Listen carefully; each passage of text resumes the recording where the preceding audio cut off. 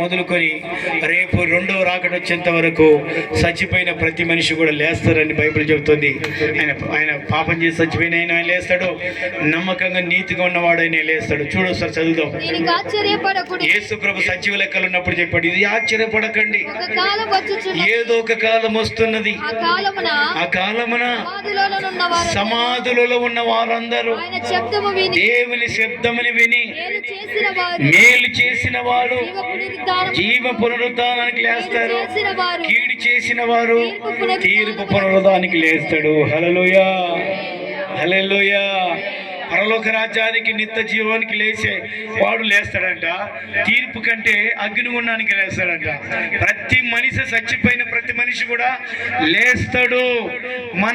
మన కుటుంబం, మన అన్నదమ్ములు ఎవరైనా చనిపోతే, మన వాళ్ళు ఎవరైనా చనిపోతే బ్రతుకున్నప్పుడే మారు మనసు పొంది రక్షణ పొంది ఆయన రక్తము తాగి ఆయన శరీరము తిని మారు మనసు పొంది చనిపోతే నిత్య జీవముల వారుగా చేస్తాడు దేవుడు. హల్లెలూయా, హల్లెలూయా.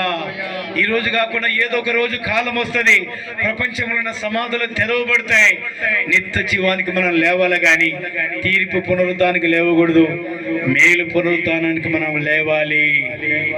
అందుకొరికి ప్రకటన గ్రంథం 1వ అధ్యాయంలో బైబిల్ ఉన్న వాళ్ళు ప్రకటన గ్రంథం 1వ అధ్యాయం 7వ వచనంలో 2000 సంవత్సరాల కింద యేసుక్రీస్తు దేవుడు కాదని ఆయన మూతి మీద వంసి కొర్రలు తీసుకొని కొట్టి ఆయనని సిలువ వేసి ఊరేగించి ఉదయం 9 గంటల మొదలుకొని సాయంకాలం 3 గంటల వరకు ఆయన కొట్టారు కదా, ఆయన కొట్టి చంపేశారు కదా, ఆయన మరలు లేశారు కదా.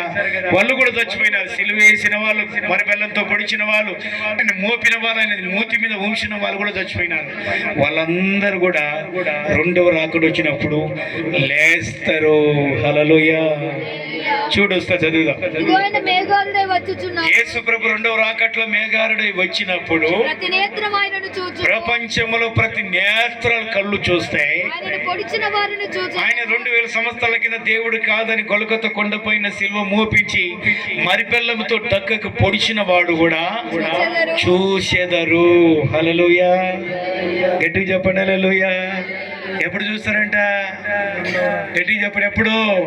వాడు పొడిచిన వాడు కూడా సమాంతరం చచ్చిపోయాడు. ఇప్పుడు సిలువ మోపించిన వాళ్ళు, ఆయన హింసించిన వాళ్ళు, ఆయన ఉమ్మేసిన వాళ్ళు, పశ్చాత్తాపడిన వాళ్ళు రక్షించబడతారని పశ్చాత్తాపడిన వాళ్ళు రెండవ రాకట్ల ఆయన మరిబెల్లంతో పొడిచిన వాడు కూడా చూసి రొమ్ము కొట్టుకుంటాడంట. అయ్యా, నువ్వు దేవుడు కాదని నేను మూతి మీద వంశామయ్యా, దేవుడు కాదని నీ సిలువను మోపామయ్యా, మమ్మల్ని క్షమించమని. ఆ రోజు క్షమించాడు దేవుడు. మరిబెల్లంతో పొడిచిన వాడు కూడా రొమ్ము కొట్టుకొని కేకలు పెట్టి ఏడుస్తాడని బైబిల్ గ్రంథం చెప్తుంది. ప్రేమిన సహోదరులారా, లాస్ట్ వాక్యం చెప్పి నేను ముగిస్తున్నాను. మొదటి దశలను రాసిన పత్రిక 4వ అధ్యాయం, మొదటి దశలను రాసిన పత్రిక, బైబిల్ ఉన్న వాళ్ళు మొదటి దశలను రాసిన పత్రిక 4వ అధ్యాయం 15వ వచనం. మేము ప్రభు మాటను బట్టి నీతో చెప్తున్నదేమనగా ప్రభు రాకడ వరకు సజీవులమై నిలిచిన మనము నిద్రించిన వారి కంటే ముందుగా, చనిపోయిన వారి కంటే ముందుగా ఆయన సన్నిధి చేరము. ఆర్భాటముతోను ప్రధాన దూతల శబ్దముతో దేవుని బూరతో పరలోకము నుంచి దేవుడు రెండవ రాకట్ల ప్రభు దిగి వచ్చినప్పుడు క్రీస్తు యందు అయిన మృతులైన వారు మొదట లేస్తారు. హల్లెలూయా. గట్టిగా చెప్పండి, హల్లెలూయా. తర్వాత సజీవులైన వాళ్ళు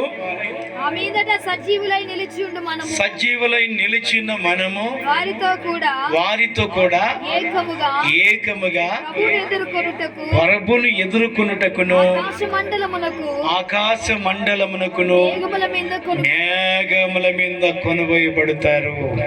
అందరూ లేస్తారు. ప్రధానమంత్రి లేస్తాడు, ముఖ్యమంత్రి లేస్తాడు, శాస్త్రవేత్తలు లేస్తారు, పండితులు లేస్తారు, టీ వెంకటేశ్వర చచ్చిపోతే కూడా లేస్తాడు. అంబానీ గారు 10 లక్షలు సంపాదించాడు. ఆయన అంబానీ ఎవరు? Reliance company. ఆయన కూడా చచ్చిపోతాడు, ఆయన కూడా లేస్తాడు. లేస్తే క్రీస్తు యందు మృతులైన వాళ్ళు మొదట లేచి మహిమ మేఘమెక్కి అరుణమై పరలోకానికి దేవుని మహిమలో వెళ్ళిపోతారంట. అందరు లేస్తారంట. లేచి అయ్యా మమ్మల్ని కూడా చేర్చుకొని, అయినా మమ్మల్ని కూడా నేర్చుకుంటే ఎడవబడతారు. గాఢంధకరమైన చీకటి, కట్టక చీకటి కేకలేస్తారు వాళ్ళు. అయ్యా మమ్మల్ని చేర్చుకోయ్యా, మేము తెలుగున పాపం చేసామయ్యా, పొరపాటు అయిందయ్యా, నీ విలువ తెలియదయ్యా అని ఆ రోజులు పశ్చాత్తాపడితో రొమ్ము కొట్టుకుంటారంట, కేకలు వేస్తారంట.